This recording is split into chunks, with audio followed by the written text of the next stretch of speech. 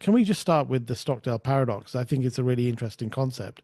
And could you maybe tell the listeners a little bit about that? Yeah, so the Stockdale paradox is essentially about the experience of, I mean, Stockdale. Stockdale, who was a prisoner of war, and he was asked who survived and who didn't survive this experience. And he says the people who didn't survive were the optimists. That doesn't sound like great for my thesis, right? But then when you look at what he actually says, what he says is the people who had set their expectations by a specific date, they thought they were going to be out by Christmas or out by Easter or out by some date, those are the ones who lost hope when it didn't happen and declined. Whereas he never kind of let go of his belief that eventually he would get out of this situation and that he would end up being, in a different place in a different time.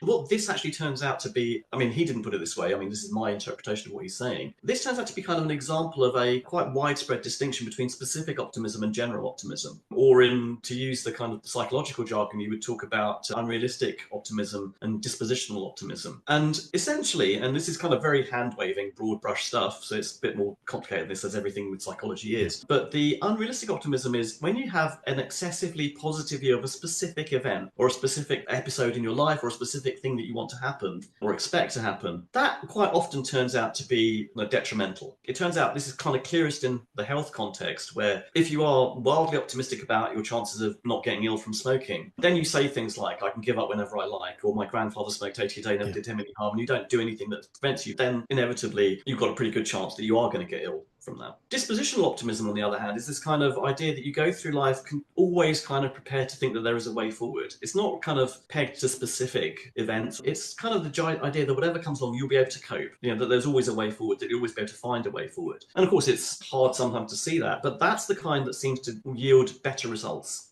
over time. Yeah, and I love that point you're making, because when I came across that, and that's in Jim Collins's book, isn't it? Good to Great, I think. Yeah. The whole idea of being able to see reality for what it is. This chap's in a POW camp, and clearly these are terrible situations. But he's almost sort of bending reality and saying, okay, there is a future at which point I hopefully will get out, but almost sort of working backwards and reverse engineering and saying, okay, these are the steps that I need to take. And if I freak out or don't follow them and being unrealistically optimistic, that's going to maybe be bad for my mental health or physical health or whatever it is. So I love the way that was framed. I'm so pleased you talked about that in your book, because I think it is a really important episode.